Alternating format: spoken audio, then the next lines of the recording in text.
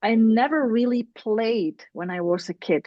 I always had to be responsible for my brothers. I had to watch out for any problems, possible accidents, and whatever.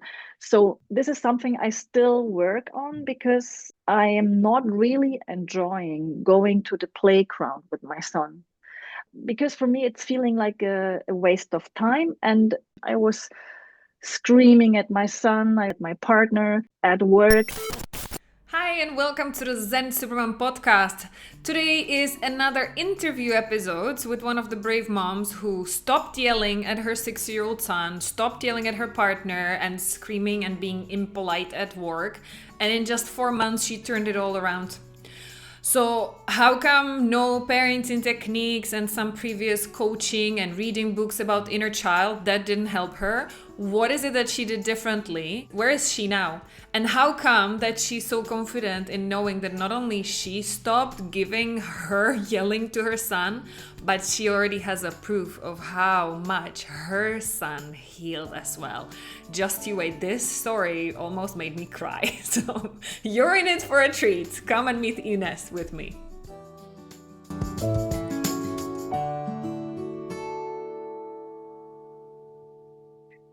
Hi Ines, thank you so much for taking the invitation and joining us on the Zen Superman podcast. Hello, Ella. You're very welcome.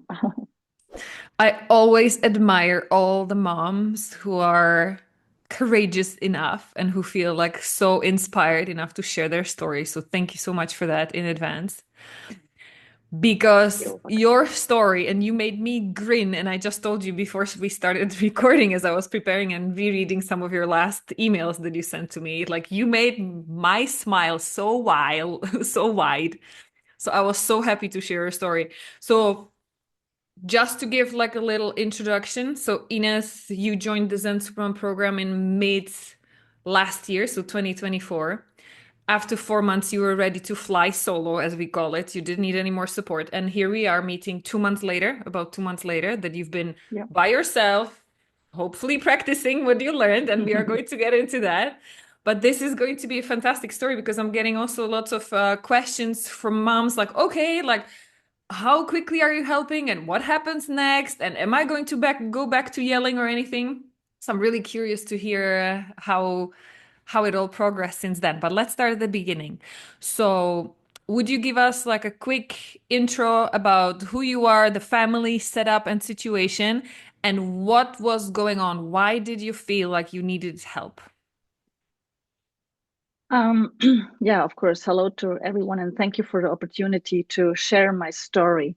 So, something about me and my family, I'm what I call it a late mom. I got my, well, I, yeah, my son was born 6 years ago. Now he's 6 and he starts school this year. And my partner, he is working in the Czech Republic during the week. And so actually, I'm a single mom during the week, only at the weekends. We are a family together. So, which is not an uncommon thing, or yeah, it is a normal, yeah, relationship model. And but what I was struggling with, that I always felt I am the only one who was responsible, and I blamed actually my partner, and of course also my kid, that I was the one who had to take care of everything. And I was really struggling with this, and I took actions already. I did a mental load coaching, and it helped for a moment, but actually it didn't feel satisfying to me that it was healing or dealing with the core of my bad moods and my very tense reaction. I was screaming at my son. I was screaming at my partner. Actually, at work, I also was sometimes not very polite to my colleagues or my reports. So it was a difficult situation, and I really was looking for help. And actually, when I started the program, it was some month before Christmas, and I had this. event ahead in my head, and I was dealing already with all those activities uh, that would come up, and yeah, so I really felt that something has to change, and I also felt that I had to change something in my relationship because I didn't feel happy anymore. I didn't feel connected. I didn't feel any common things we do together beside the sun we have together. There was actually nothing left. The moment my partner came home, I was bothered because he was causing trouble because of all the routines and rhythm we had, my son and I. And so it was always, he felt like a tick that it's troubling you. And yeah, that's where I actually started last year. That was a short summary of But the thank you so much for situation. sharing. Yeah, I can imagine like the courage it takes to be open and just say it the way it is. So thank you. Thank you for your honesty and openness. I would like to get a little more specific. If you don't mind, let me know. With the situations with your son, so you were saying he was 6 years old at the time.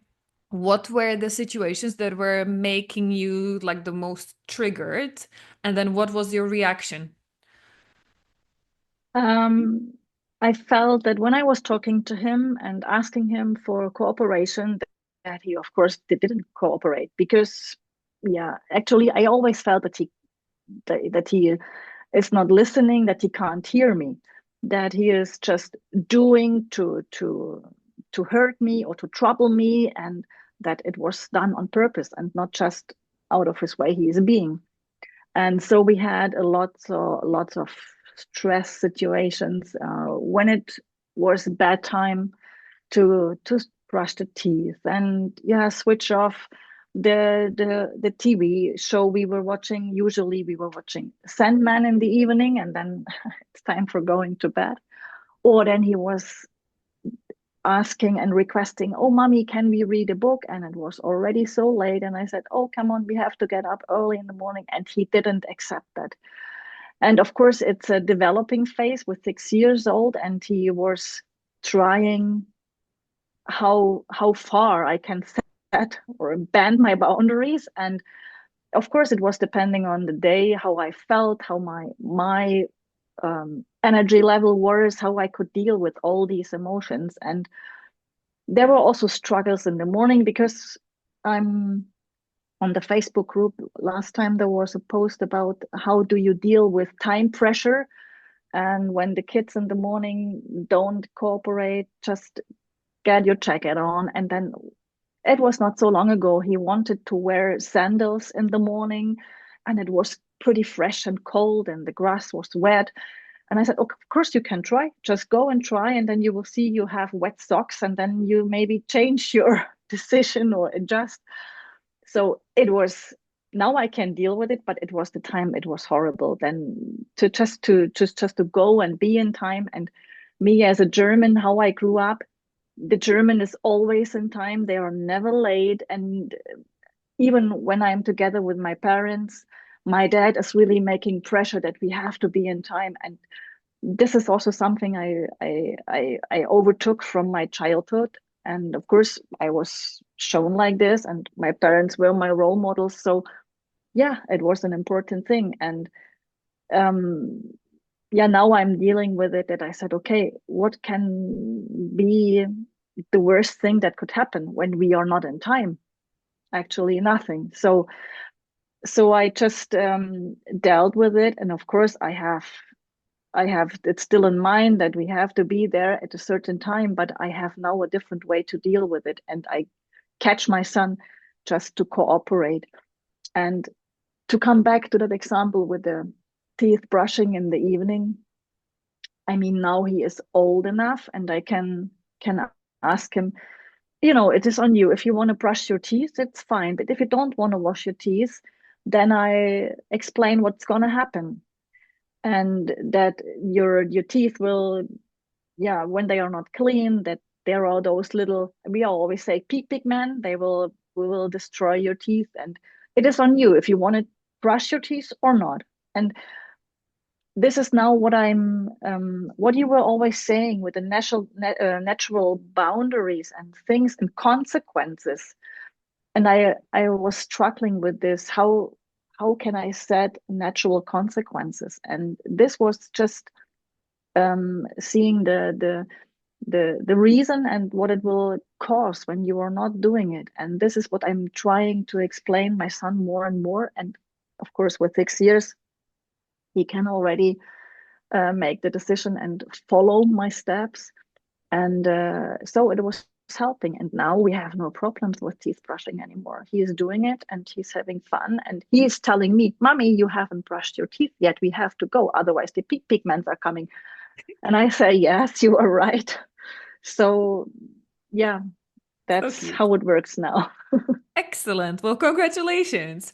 Thank you. Now, this is exactly like the healthy boundaries, natural consequences. This is classic, and every like sensible parenting strategy is going to talk about it. But the challenge why most of the moms are not able to implement, execute on that is exactly because they are not able to stay calm. Like they understand what should be happening, but when the kids are not listening to these explanations, the kids are not logical because they are already in their big emotions of anger and sadness and disappointment and stuff. So the moms cannot implement it. So, what is the work that you did on yourself that helped you actually get from there, from struggling and feeling like you're the victim because everything is on you, and then your partner comes home for the weekend and he's destroying all the routines, and so there's no communication? How did you get from that point to now where you actually have the patience to implement natural consequences? Um, when I go a little more back into the past, I already started dealing with at at this time it was the theory of the inner kid, and I said, okay, let me just check. And I felt maybe that this could be something for me and my problems I feel that I have. And but I bought some books and some workbooks, but I put them aside because I said, okay, are they all crazy? What are they talking about? And when I had my first session with Tina, with the coach, I told her the same. And uh, after the first session, I felt that all my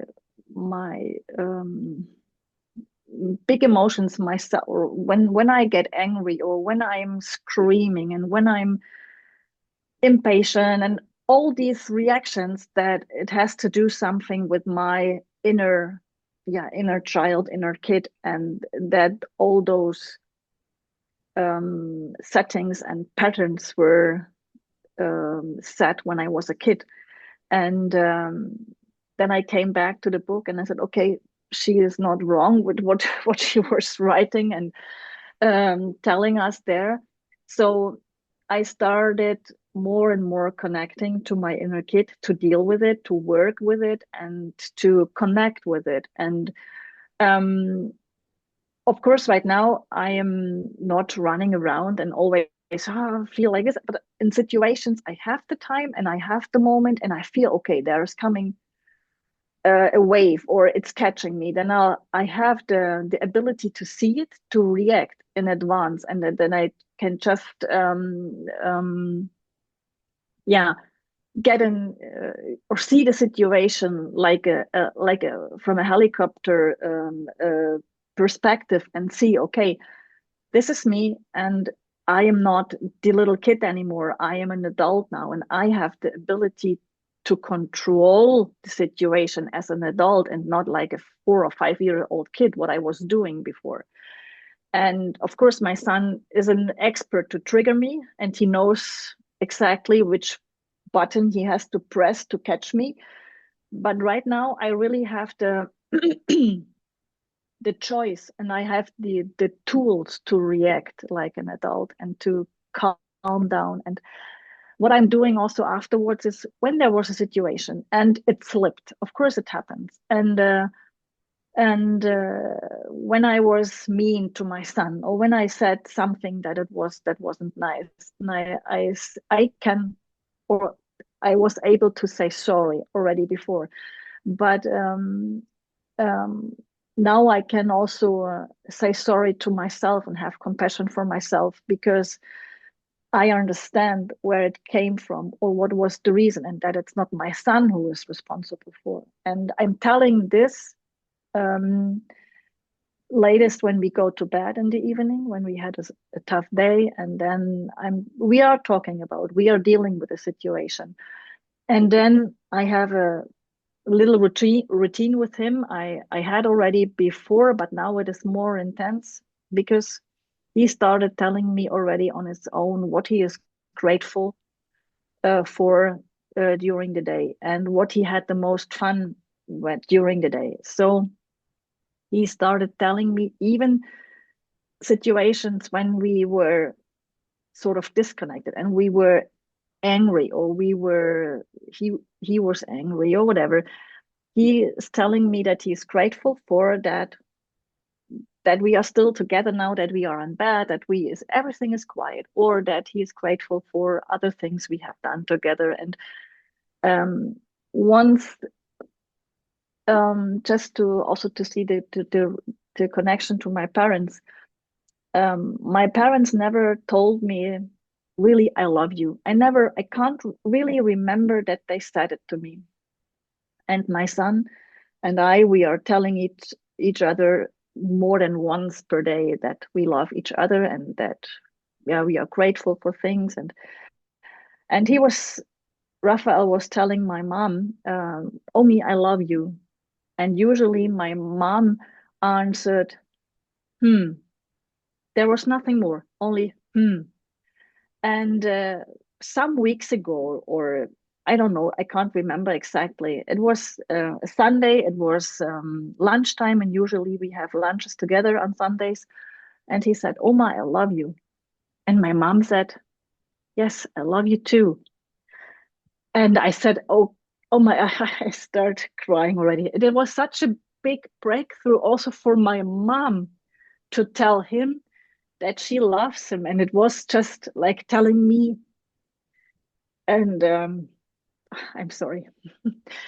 But this is what I was looking for my whole childhood, that I felt safe, and that I can behave the way I am, and that I'm loved anyway.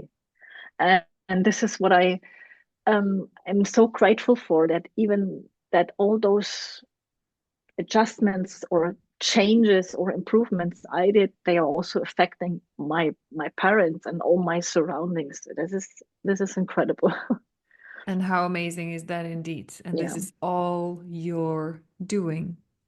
Because instead of letting the generational domino of conditional love, not talking about emotions, suppressing emotions. And by the way, I would have a question about that, like to go deeper into that. What happened in your childhood, like as much as or as little as you're Yeah. comfortable sharing.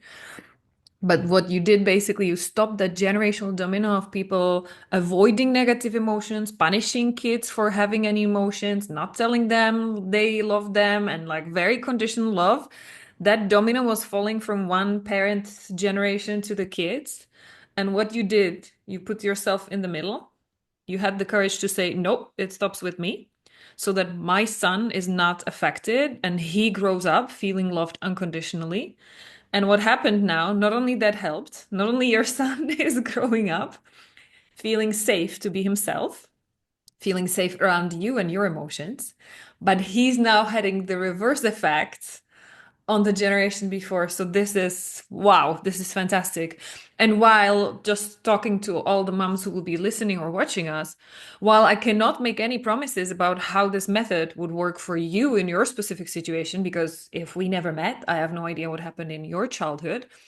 This is actually a very common, in general, very common result after just 3, 4 months of working, not just with the inner child, but the mental fitness aspect together as well, so that you can actually set the healthy example for your kids. But this is very common result for moms who are having only, quote unquote, the generational developmental trauma, which is growing up with a very conditional love. Yeah. For those who have layers of shock trauma on top, including sexual abuse, violence, like drugs, abandonment, any of like more complex traumatic events in their childhood, It will take a little bit longer. No kidding. I'm not going to sugarcoat it, but it's still not taking years or even decades. It's still a matter of months. But this, what Ines is just so beautifully sharing from the bottom of her heart, is a beautiful example of what's possible after four months. And now she continues on her own. Yeah. So this is fantastic, Ines. And this is really like, yeah, that's exactly why I'm doing what I do. Seeing the ripple effect on the generations and not only forward, but even your son taking it back. Like this is, this just melts my heart. This is so good. Now, for the moms who are listening there and like trying to dig back in their childhood because they never realized before that it is actually connected. What was it then, if we can circle back to your childhood?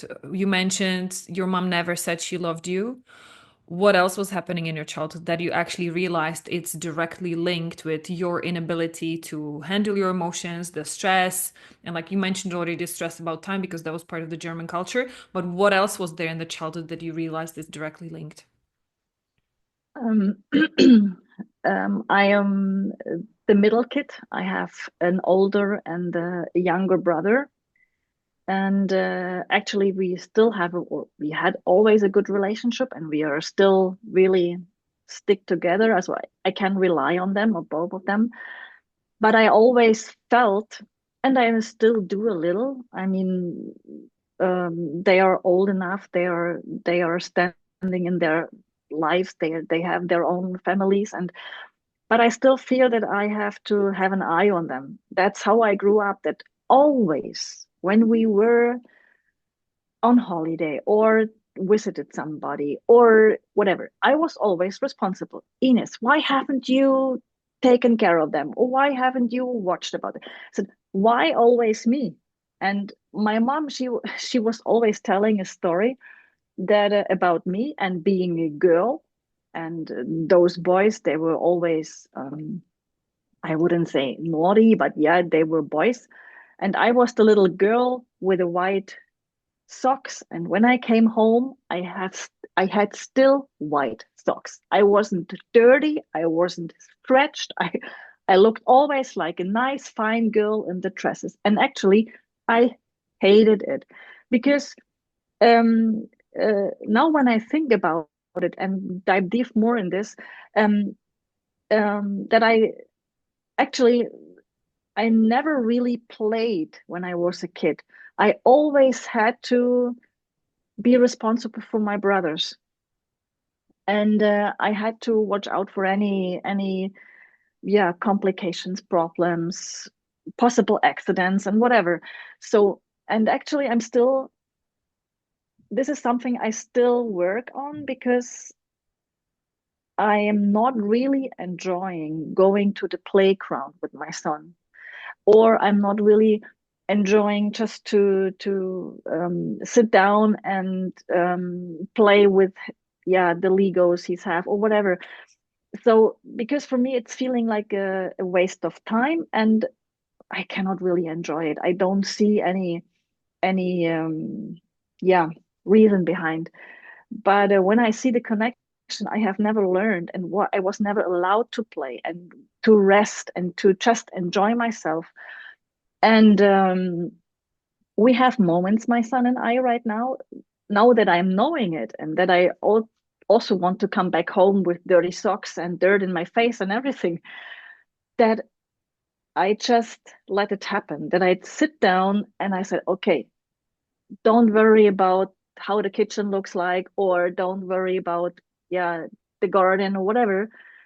It can wait, but my son can't wait right now, and I can't wait right now. So we sit down, we playing Lego together. We are playing just those games like Trouble, or we just, yeah, I still don't like to go to playgrounds, but this is a, yeah, something I can't enjoy. But I know that my dad is enjoying it with him, so my dad is going with him to the playground, and I don't feel bad about it anymore because I know, okay, but what I feel right now, that is that I feel I can allow myself to play and enjoy myself. And this is what I'm doing more and more. And we also like to bake cakes together or doing some other handcrafts. So of course, this is what I did with my mom, but more as a duty, not as a game or not as playing. So when I bake a cake with my son, the whole kitchen looks like, wow. And or we prepare the meal together and it looks like, yeah. But yeah, I just let him be, and he can feel the texture of everything and what I wasn't allowed to.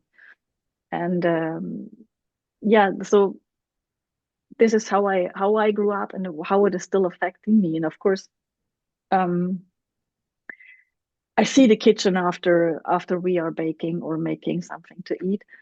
And I said, okay, we had fun. It's the best thing that could happen. And he will know how to make pasta or how to make pancakes or how to make, yeah, whatever. So doesn't matter how the kitchen looks like. And this is the most important thing for me now. So beautiful. Because he will love the process. He will not feel the Yeah, pressure of it, and he will not feel like it's his duty and responsibility as you are doing. yeah. It completely changes the story and how he will perceive himself. So fantastic. I'm curious, Ines. This was about your son and the link with your childhood. I would be curious to whatever extent you're open to sharing. How does it look like now, also in your relationship or in your Mhm. workplace? Because you were mentioning like those were also the situations that were impacted before by like your screaming or you not being so nice, not so polite. So how does it look like now for you there? Um, actually, right now we have um, a very good and connected relationship, and we know each other now for 14 years, 15 years. I actually can't say it exactly anymore. And there's also a cultural difference between us. He was born in Portugal, grew up in Canada, came back to the Czech Republic, and then we met. And now he is has the German culture and all those other cultures he grew up, and so it's a big mix. And I never thought that this could be also a part of our conflicts or differences. And so uh, um, actually, I felt with him that I like I had a connection with my mom. I only deserve your love when I'm doing something, when I yeah, when I'm there for you, when I actually, just to sum it up, don't respect my own boundaries. That's how I felt because my mom always disconnected. When I wasn't nice, she didn't say anything, she didn't talk to me, she just disconnected and disappeared. And then she was really, it was difficult to get back in contact with her to gain love, of course. And with my partner, it was similar. That I always felt that when I am not functioning the way I felt I have to function, I don't deserve his love. And of course, I discovered this step by step, and it was a long process. And but right now, I we are talking about this very openly, and I'm telling him when we have a talk or when we both feel okay, it can be end up in a conflict or in an argument. Actually, I don't like these both words because I like for myself just differences because there are differences between us, and this is what makes us human.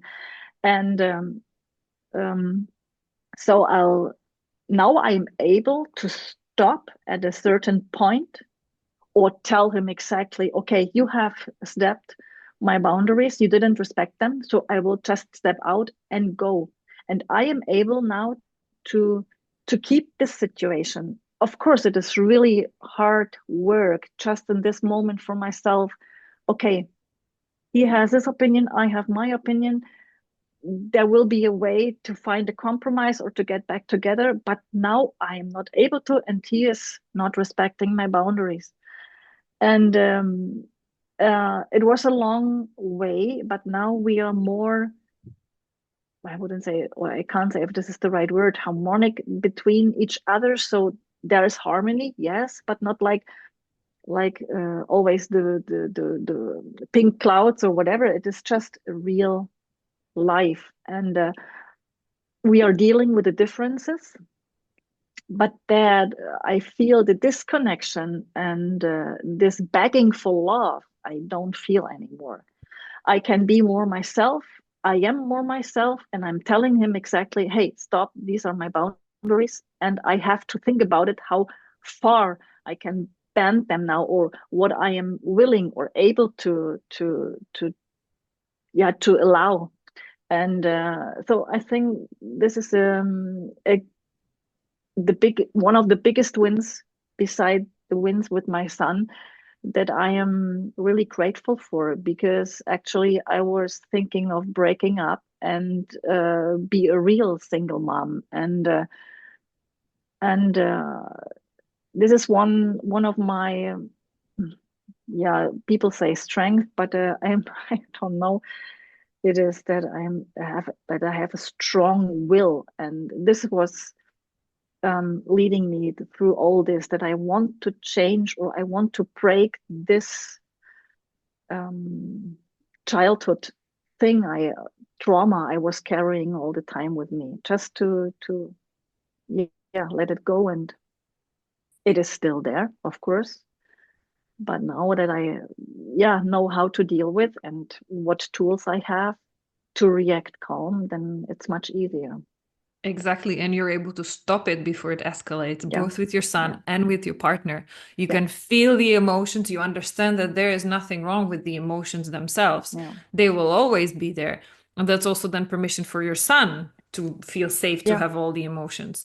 But now you know how to work with that emotion yeah, before it damages your relationship or hurts you or somebody else. So that's the strength in it. You can anticipate and you can get ahead of it before it does the damage. And that's the yeah, whole point. yeah, I always mention that to moms because I'm asking them how old their kids are, because the personality of the kids is more or less shaped by the age of 6 or 7. So you really did it right on time for your son, and you can already see the impact. It worked, like based on the story that you shared with your mom. But we got the help. Like, yes, you got the help in 4 months. You're basically your entire life transformed, not just you as a parent, but including even your relationship, which you didn't expect. But we cannot go back and change who you are. Like the memories will still be there with your parents. The advantages or the benefit of the healing process is when you go back, you will not have to feel sorry for yourself. You will not have to blame your parents. Like that's the energy you're coming across with as well. And that's again in general, that's what's possible for you. You will not be blaming your parents. You will not feel sorry and in pain whenever you think back about your childhood or about how you are as a mom, but it is part of your makeup for the rest of your life. And that's why the practice is actually continuous practice for the rest of our lives. And that's something also I don't want to sugarcoat. I always have my hyperachiever at the back of my head. Yeah. It's like it's always, I can always hear it, but now it's only a whisper. It's not shouting that strong that it would drive my life. I'm driving my life now again, but it will always be there. So that's why also making peace with that. And that's what I'm hearing from you as well. There are things you continue working on, but you already have that peace. You can set the boundaries. You can prevent the situations from escalating. You're creating safe space for your son and for your intimate relationship.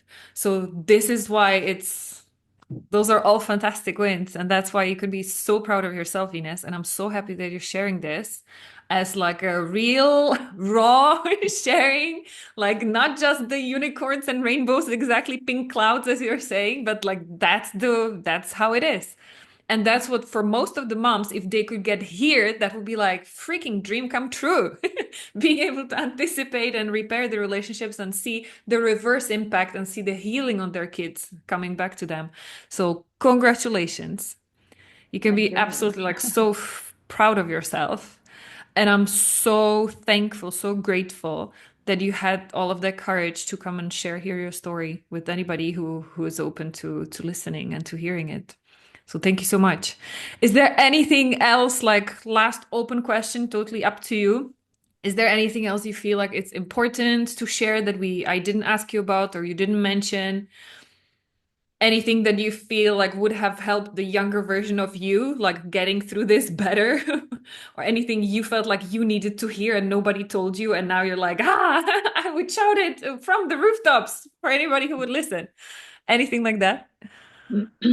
What I feel right now that after all this time we spent together, and I did the coaching calls or training sessions and the PQ reps we are doing and connecting with the inner kid and knowing all those facts about all the saboteurs and stuff like it, that you just sit there and when you talk to people and see what they're telling you, what problems they have. And right now, I feel I could jump at them and tell them, oh, yeah, I know. And this is that I also start detecting the saboteurs on others, and I can just encourage those moms or people they are listening to it, ask for the help and get the help. And it is really my the core of my way of being was really that childhood traumas I got. And yes, as you say, I don't blame my parents for it, but I wasn't aware of that deep impact this could have on my later adult life. And actually it started when my son was born, and I felt so triggered, and I wanted to know where it's coming from. And as you always say, also those talking sessions or therapist with talking, yeah, Yeah, help. It got is you. not really getting the core and the real reason for it. You have to really to deal with this and connect to your inner child and help yourself with it and connect to yourself and be yourself. Then you can also, yeah, affect others. That's how my son is right now doing it. And yeah, I'm really grateful for all the help and understanding I could feel during all those calls and sessions with the coaches. Beautiful. Thank you Thank very you so much. much, Ines. Thank you. And hopefully, yeah, thank you everybody else who is having enough courage as well to go and start your journey. If this story inspired you, real sharing of a real mom, then go for it. This is the ripple effect, and that's what I love about all of this community of perfectly imperfect Zen supermoms, because the ripple effect keeps spreading. So I love sharing the stories, sharing the inspiration and the hope, what becomes possible once you find the right way that works for you to heal. So thank you so much, Ines, for being part of that ripple You're welcome. effect and for letting that spread, that healing, and that allowing people to be safe around their emotions because you make them feel safe and you are making your son feel the unconditional love. This is beautiful. Thank you so much. And all the You're best of welcome. luck to you and your family. Thank you. And take care, Supermoms. I'm going to see you in the next episode.